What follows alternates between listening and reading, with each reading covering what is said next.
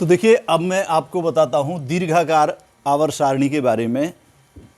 जैसा कि इसका नाम है दीर्घाकार, दीर्घ कहते हैं बड़े को, अर्थात बड़े आकार की। मैं आपको पहले भी बता चुका हूं कि जब तत्वों का इलेक्ट्रॉनिक विन्यास करते हैं तो एक नियमित अंतराल के बाद सबसे बाहरी कोश में समान इलेक्ट्रॉन की संख्या आनी शुरू हो जाती है। वैज्ञानिकों ने देखा कि जिनके बाहरी सेल में एक समान इलेक्ट्रॉन की संख्या होती है उनके गुणों में भी समानता होती है।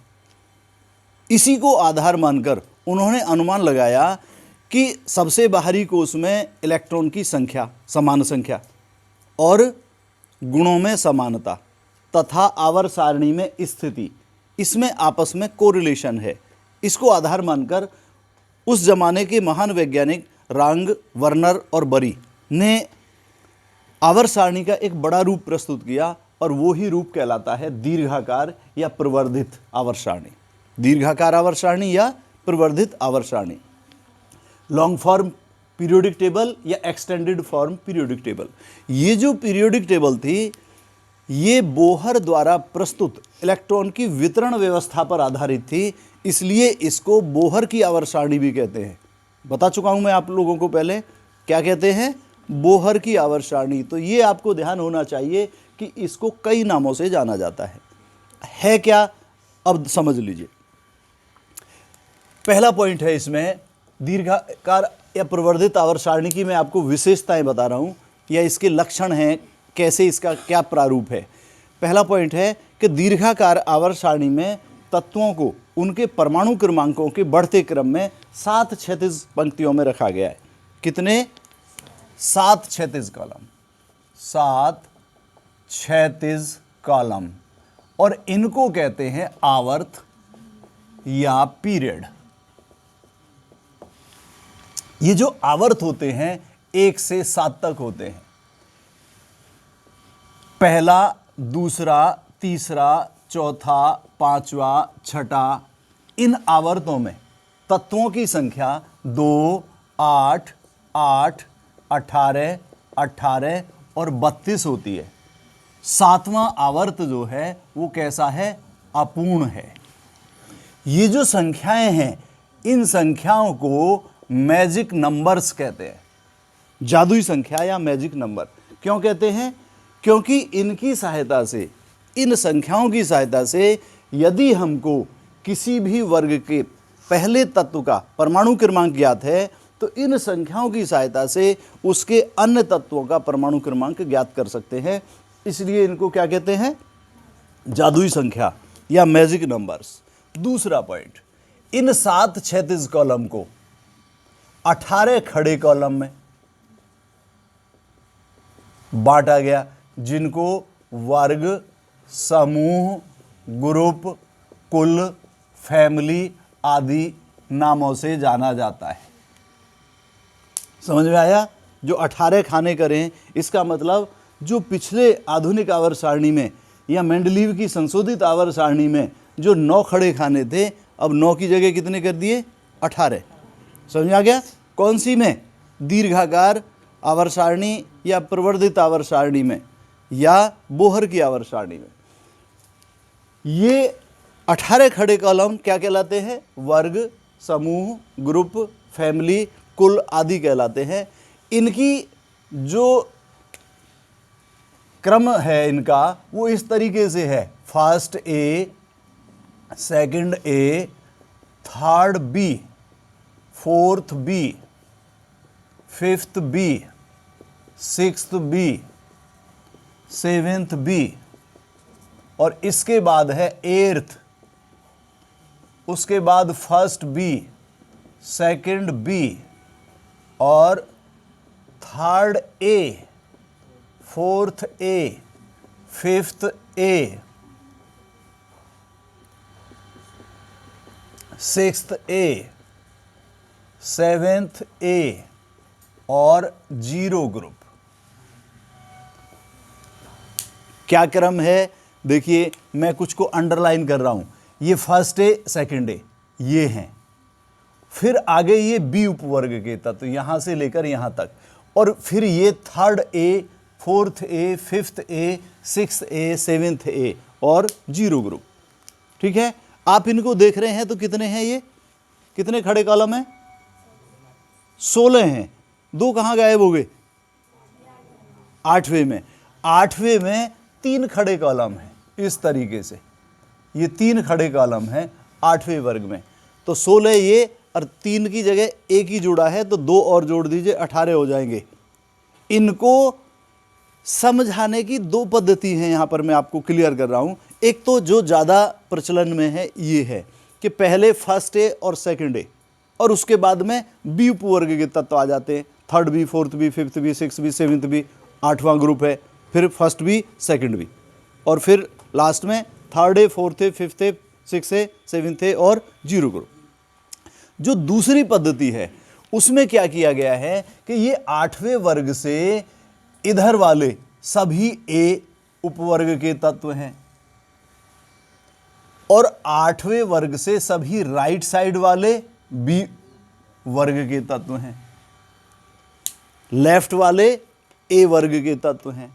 अर्थात जो दूसरी पद्धति है, किसी किसी राइटर की किताब में मिलेगी आपको ये भी, उसके अनुसार ये क्या हो जाएगा, first A, second A, 3rd A, 4th A, 5th A, 6th A, 7th A.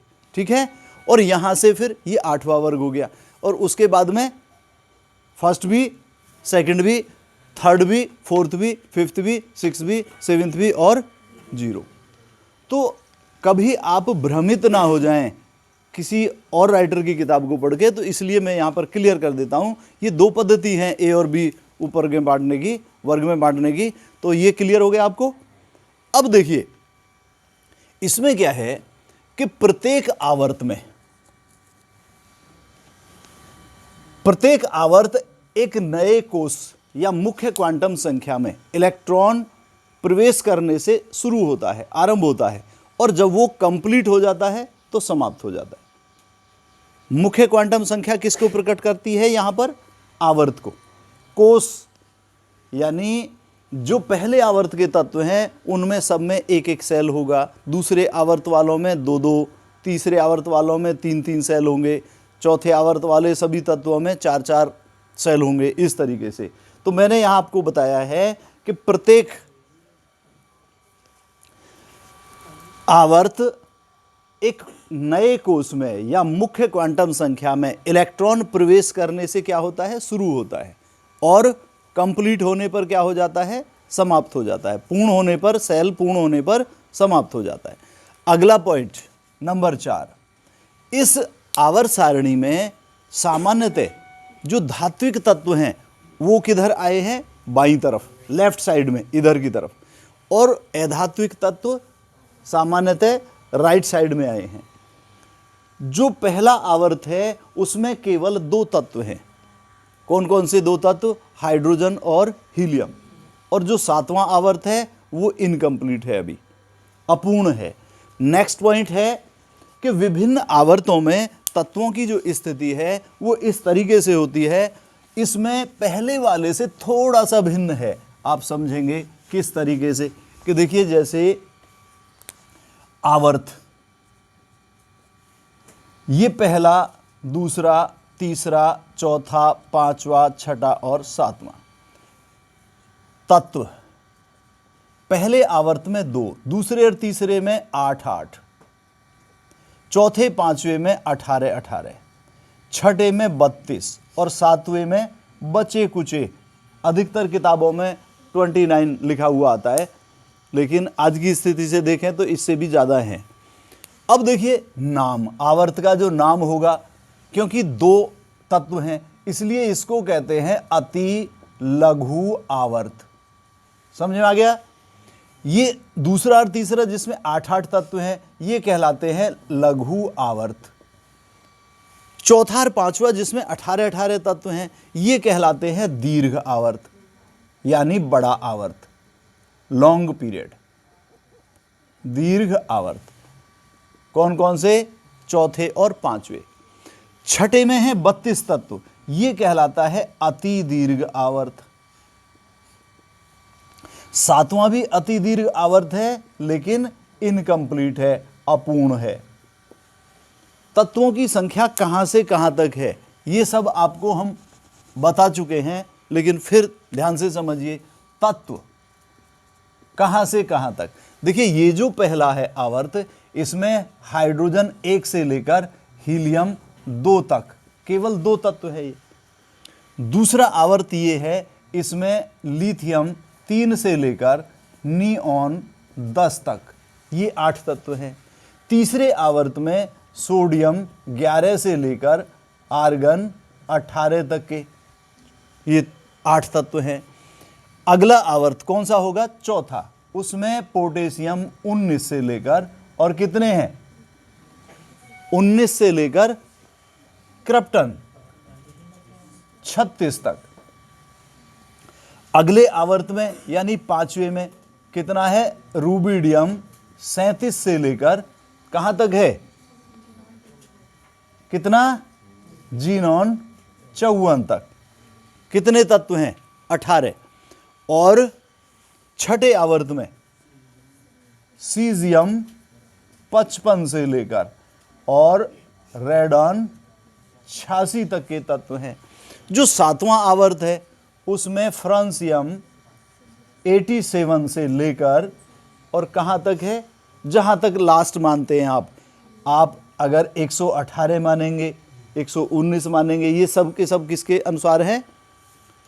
IUPAC पद्धति के अनुसार। मान लो आप 118 मानते हैं तो 118 का अन ऑक्टियम, ये ध्यान करना, UUO अन ऑक्टियम, ये हो जाएगा IUPAC पद्धति के अनुसार।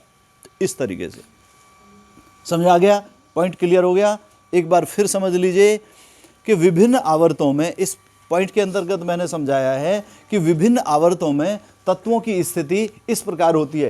पहला, दूसरा, तीसरा, चौथा, पांचवा, छठा और सातवां आवर्त है। इनमें क्रम से 2, 8, 8, 18, 18, 32 और बचे कुचे लास्ट के में। इन आवर्तों के नाम, क्योंकि पहले में केवल 2 तत्व हैं, इसलिए उसका नाम है अति लघु आवर्त। ज्यादातर राइटर्स में आप देखेंगे तो केवल 2 ही नाम दिए हैं, लघु आवर्त और दीर्घावर्त। लघु में 2 वाला भी है, 8 वाले भी हैं, और दीर्घ में 18 वाले भी हैं, 32 वाले भी हैं। तो यहां जो आपको समझाया जा रहा है वो इस 2 वाले को अति दीर्घ आवर्त नाम दिया गया है, तो 8 वाले को नहीं, 2 वाले को अति लघु आवर्त नाम दिया है, तो 8 वाले को लघु आवर्त, 18 वाले को दीर्घ आवर्त, तो 32 वाले को अति दीर्घ आवर्त। ये सातवां है तो अति दीर्घ आवर्त, लेकिन इनकम्प्लीट है, अपूर्ण है। तत्वों की संख्या कहां से कहां तक है, कैसे है, वो आपको यहां पर समझाई गई। क्लियर हो गया पॉइंट? अब इसमें आप देखेंगे जो पहले भी आ चुके हैं दोनों पॉइंट। अगला पॉइंट कौन सा होगा? ये छठा होगा। इसमें आप देखिए छठे आवर्त में कितने तत्व हैं? 32। कहां से लेकर कहां तक है? सीजियम 55 से लेकर रेडॉन 86 तक। इसमें लैंथेनम 57 से आगे के जो 14 तत्व हैं, ये क्या कहलाते हैं? लैंथेनाइड्स या लैंथेनाइड श्रेणी के तत्व कहलाते हैं। इनको यदि परमाणु क्रमांक के बढ़ते क्रम में इसी छठे आवर्त में रखते हैं तो गुणों की समानता का जो क्रम होता है वो बिगड़ जाता है। इसलिए उनको वहां ना रखकर कहां रखा गया है? दीर्घाकार आवर्त सारणी के ठीक नीचे एक क्षैतिज पंक्ति में रख दिया गया है। ये कहां से कहां तक के होंगे लैंथेनाइड्स? सीरियम 58 से लेकर और ल्यूटेटियम 71 तक के 14 तत्व हैं। ये सीरियम 58 से लेकर ल्यूटेटियम कहां तक? 71 तक के 14 तत्व, ये कहलाते हैं लैंथेनाइड श्रेणी के तत्व। ये तत्व प्रकृति में दुर्लभ होते हैं, इसलिए इनको दुर्लभ मृदा तत्व कहते हैं। ये सब के सब धातुएं होती हैं, इसलिए इनको दुर्लभ मृदा धातु अर्थात क्या कहेंगे? रेयर अर्थ मेटल्स या रेयर अर्थ एलिमेंट कहते हैं। क्यों कहते हैं? क्योंकि ये दुर्लभ है, बहुत कम मात्रा में मिलते हैं। नेक्स्ट पॉइंट कौन सा होगा? 7वां पॉइंट। जो 7वां आवर्त है वो कैसा है? इनकम्प्लीट है। यहां पर मैंने बताया अपूर्ण है, इनकम्प्लीट है। इसमें एक्टिनियम संकेत होता है AC, परमाणु क्रमांक 89 से आगे के जो 14 तत्व हैं ये कहलाते हैं एक्टिनाइड्स या एक्टिनाइड श्रेणी के तत्व। कहां से लेकर? 89 से आगे के 14 तत्व। अर्थात हम दूसरे शब्दों में ऐसे कह सकते हैं कि थोरियम 90 से लॉरेंशियम 103 तक के 14 तत्व ये कहलाते हैं क्या? एक्टिनाइड्स या एक्टिनाइड श्रेणी के तत्व। इनको भी यदि परमाणु क्रमांक के बढ़ते क्रम में उसी आवर्त में रखते हैं, 7वें आवर्त में रखते हैं, तो गुणों की समानता का जो क्रम है वो बिगड़ जाता है। इसलिए उनको भी वहां ना रखकर, पीरियोडिक टेबल में अंदर ना रखकर कहां रखा गया है? उसके नीचे, लैंथेनाइड्स के नीचे 36 पंक्ति में रखा गया है। क्लियर हो गया? ये तत्व, इनकी खोज ज्यादातर की, पहली बात तो प्रकृति में कम मात्रा में होते हैं ये भी, लेकिन अधिकांश तत्वों की खोज कहां पर हुई है? लेबोरेटरी में। इसमें यूरेनियम 92 से आगे के जो तत्व हैं, यूरेनियम 92 से आगे के जो तत्व हैं, इनके लिए विशेष नाम दिया गया है ट्रांस यूरेनिक तत्व या पोस्ट यूरेनिक तत्व। ठीक है, क्या नाम दिया है? ट्रांस यूरेनिक तत्व या पोस्ट यूरेनिक तत्व। ट्रांस यूरेनियम भी कह देते हैं, पोस्ट यूरेनियम भी कह देते हैं, ध्यान रखें। अब जो परमाणु क्रमांक 100 है उससे आगे के जो तत्व हैं उनके लिए भी एक नाम दिया गया है, अति भारी तत्व। क्या नाम दिया है? अति भारी तत्व या सुपर हैवी एलिमेंट्स नाम दिया गया है। इसमें आगे आप देखेंगे कि ये जो दीर्घाकार आवर्त सारणी है इसमें तत्वों को 4 ब्लॉक में बांटा गया है। और कौन से हैं वो ब्लॉक? S ब्लॉक तत्व, P ब्लॉक तत्व, D ब्लॉक तत्व और F ब्लॉक तत्व। ये जो ब्लॉक तत्व हैं इनको मैं यहां पर देखिए, गौर से देखिए, यहां पर जिसके अनुसार मैंने समझाया है, ये जो फर्स्ट A और सेकंड A के तत्व हैं, फर्स्ट A और सेकंड A के जो तत्व हैं, अर्थात ऐसे समझ लीजिए ये। यहां पर मैं एक चीज और क्लियर करना चाहता हूं कि A और B में कंफ्यूजन ना हो जाए, इसलिए एक और पद्धति यहां पर अपनाई गई है और उसको कहते हैं IUPAC पद्धति। उसके अनुसार, अब मैंने आपको अभी थोड़ी देर पहले बताया था कि ये फर्स्ट A के हैं, ये फर्स्ट A और सेकंड A है, ये फिर B स्टार्ट हो गया यहां तक और फिर ये A आ गया, और दूसरी पद्धति में इनको पलट देते हैं। तो बच्चे को कन्फ्यूजन ना हो जाए इसलिए एक साधारण पद्धति और अपनाई गई है, बल्कि साधारण नाम कहना गलत है, IUPAC पद्धति है, वो बहुत उच्च कोटि की है। उसके अनुसार इनको संख्याओं के द्वारा ब्रैकेट में बंद कर देते हैं। ये वर्ग संख्या 1 है, ये वर्ग संख्या 2 है, वर्ग संख्या 3, 4, 5, 6, 7, 8, अब इसमें 3 हैं इस तरीके से, तो ये 8 वर्ग संख्या, 9 और 10, ये वर्ग संख्या 11, वर्ग संख्या 12, 13, 14, 15, 16 और 17, और जीरो ग्रुप कौन सा हुआ? 18। तो इसमें ये भ्रम ही खत्म हो जाता है A और B का, और आप इसको भी याद रखें तो वो ज़्यादा बेटर है। अगर मैं ये कहूँ हेलोजन फैमिली कौन सी है, तो 7th है ना कहकर आप 17वां वर्ग कह सकते हैं, जीरो ग्रुप ना कहकर आप 18वां वर्ग कह सकते हैं, वो भी बिल्कुल ठीक है। नाइट्रोजन फैमिली ना कहकर आप 15वां वर्ग कह सकते हैं, ऑक्सीजन फैमिली ना कहकर आप 16वां वर्ग कह सकते हैं। समझ आ गया? इस तरीके से। तो अब मैं बता रहा था कि 4 वर्गों में, 4 खंडों में बांटा गया है, ब्लॉक में बांटा गया है। ये जो फर्स्ट A और सेकंड A अर्थात IUPAC पद्धति के अनुसार जो वर्ग संख्या 1 और 2 है, ये कहलाते हैं S ब्लॉक तत्व, S ब्लॉक तत्व। 3rd A, 4th A, 5th A, 6th A, 7th A और जीरो ग्रुप के तत्व अर्थात IUPAC पद्धति के जो अनुसार है वो वर्ग संख्या 13, 14, 15, 16, 17 और 18 के तत्व कहलाते हैं P ब्लॉक तत्व, P ब्लॉक तत्व। इन दोनों के बीच के ये जो देख रहे हैं आप, यहां से लेकर ये और यहां से लेकर ये कहलाते हैं डी ब्लॉक तत्व। डी ब्लॉक तत्व, या हम दूसरे उसमें कह दें कि 8वां वर्ग और सभी बी वर्ग के तत्व कहलाते हैं डी ब्लॉक तत्व। इनको संक्रमण तत्व या ट्रांजिशन एलिमेंट भी कहते हैं, या आईयूपीएसी पद्धति के अनुसार वर्ग संख्या 3, 4, 5, 6, 7, 8, 9, 10, 11 और 12 के तत्व क्या कहलाते हैं? डी ब्लॉक तत्व। क्लियर हो गया? जो पीरियोडिक टेबल के नीचे लैंथेनाइड्स ये और एक्टिनाइड्स रखे गए हैं उनको कहते हैं एफ ब्लॉक तत्व। एफ ब्लॉक तत्वों को आंतरिक संक्रमण तत्व या इनर ट्रांजिशन एलिमेंट भी कहते हैं। क्लियर हो गया पॉइंट? इसमें एक लास्ट का पॉइंट और है जो बहुत महत्वपूर्ण है कि दीर्घाकार आवर्त सारणी में फर्स्ट ग्रुप में हाइड्रोजन को छोड़कर अन्य सभी तत्व क्या कहलाते हैं? क्षार धातु, एल्कली मेटल्स। और सेकंड ग्रुप के सभी तत्व कहलाते हैं क्षारीय मृदा धातु यानी एल्कलाइन अर्थ मेटल्स। जो 15वां वर्ग है ये देखिए, यानी 5th ए नाइट्रोजन फैमिली, इसके तत्व निक्टोजन्स कहलाते हैं।